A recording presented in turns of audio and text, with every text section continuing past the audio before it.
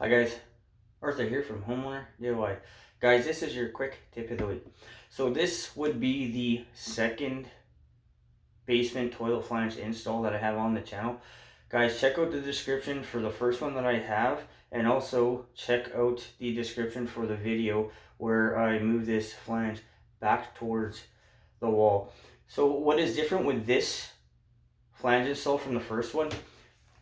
This pipe is actually coming up straight. The other one was so incredibly crooked, it made more sense to put the flange down first and then have the tile flooring match the elevation of the flange after putting the flange down.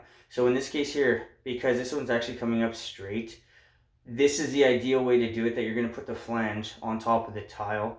So you're going to just have a 1/4 inch above finished floor. But with that in mind, what we'll do now is material and tools.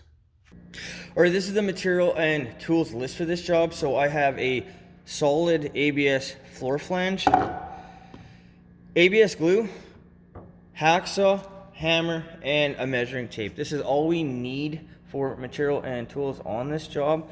So let's install this toilet flange.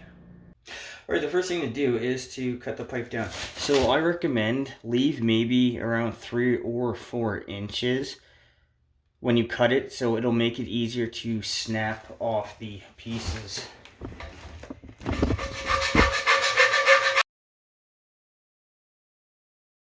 So with that cut off, I like to do an X.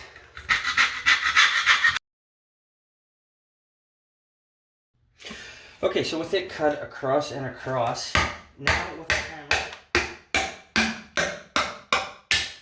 you can snap off the pieces.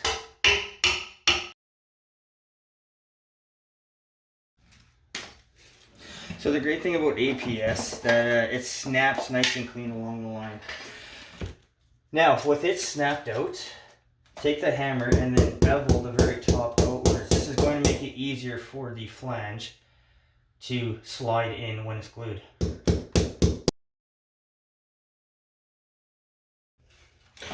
Alright, so with our flange, do a test fit. Like, you see how easy it goes down and it's not even glued. So with our measuring tape, you want to spin the flange so you have a range here and here on either side. Alright, so this is the toilet flange here. It's 10 1/4 to the center. So 10 1/4 is roughly here, 10 1/4 is roughly here. If you have it too much like this, where 10 1/4, you're gonna miss both and the entire toilet would be like this. So make sure that you give yourself a little bit of play. So this is here, maybe a tiny bit more. So this is here, and we have a little bit of play. So I'm happy with that right there. You can draw a line here if you want, and here if you want. I don't need to. What I'm going to do is I'm going to give it lots of glue, and then I'm going to turn it to the position and then step on it so it goes down. So the next step is to glue the flange in. Alright, so to glue, you only need to go a couple inches. And there's no such thing as using too much glue. Be liberal with the glue, it'll make it easier to slide in.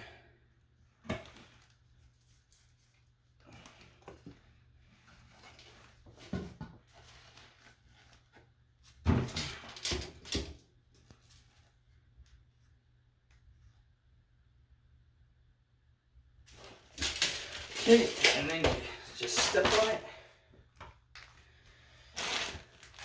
Now, if you need to make any adjustments, now is the time to do it, and you don't have much, but that's fine right there. So I've been asked about putting screws into the holes.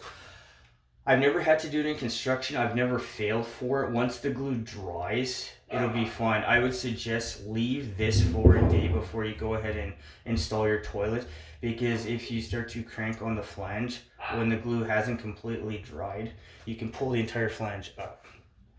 But that's all there is to it, to install a toilet flange in the basement. Guys, that is your quick tip of the week.